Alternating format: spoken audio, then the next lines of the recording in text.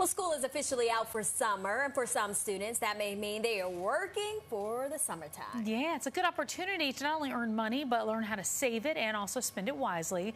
Dan Hernandez is a certified financial planner and president of Milestone Wealth Management, and joins us now with some tips to get kids thinking about finances as well, which is always important. Dan, nice to have you.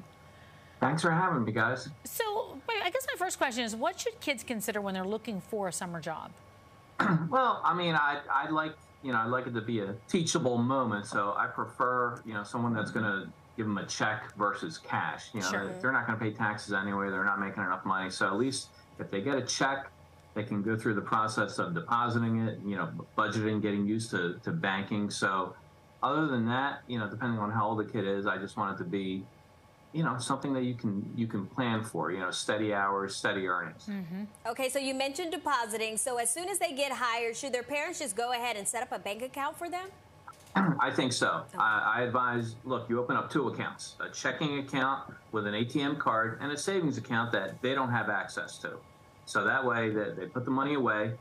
You can certainly save money for their future when they're older, college, whatever it may be. But then a checking account with an ATM, so they can get used to using money and dealing with ATM cards. Yeah, it's such a smart idea. Are there other ways that parents can use the job to help teach kids about budgeting? Well, so so you put money into the ATM checking account, and you put as much in there as you think they should use over a pay period, over a 2-week period, over a month period, and that's going to be dependent on how old the child is. Sure. But $100 every 2 weeks, maybe that's plenty for the summer if they're going out. Get ice cream. Again, an older child is probably going to need a little more. They're doing more things. But the point is, you establish that number, you put it in that checking account with the ATM. That's what they have access to. So now they have the plan. They got a budget. They know, hey, I have $200 for the month. So, let me figure out how I'm going to spend it. Okay. I'll use some of mine and borrow the rest from my parents.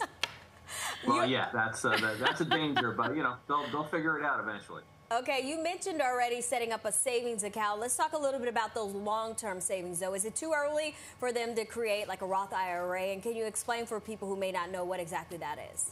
Yeah, I like the idea of creating a Roth IRA. So you can create what's termed a custodial Roth IRA, meaning they're not old enough, they're under 18. So you, as the parent, as the custodian, you're in charge of that IRA.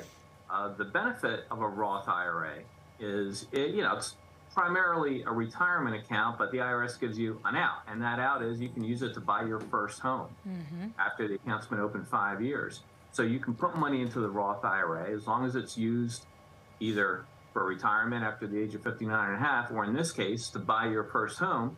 The money comes out tax-free.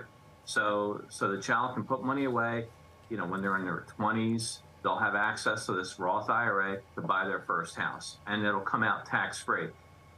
So I like doing that. It gives them a long-term plan, and it also allows you to maybe invest in some things that they ordinarily wouldn't be investing in. You can get them to start, buying stocks or mutual funds or, something other than bank vehicles. Right. You mentioned taxes. Let's talk about income taxes. What should teens know about that? Because I would assume that is a very good time to get started learning about income tax. Yeah, no, my son, when he was 14 and got his first paycheck, he could do the math. He knew what minimum wage, multiplied by the number of hours he worked. He knew what his check should have been.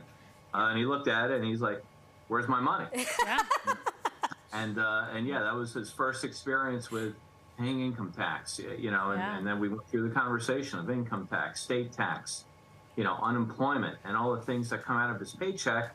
And it's a little bit of a civics lesson. At that point, you're starting to figure out, look, you're paying taxes, and this is how, police officers get paid. This is how roads get paid. Yeah. And they learn, because really, I had no idea. Yeah. I mean, sometimes we're still shocked as adults, Yes, sticker shock. That's exactly right. Welcome to adulting, I told them. They said they call it gross pay because it's sickening how much that you actually made. Absolutely, and the sooner they learn, the better. All right, Dan, thank you so much for joining us today. We appreciate you sharing these tips. Thanks for having me, guys.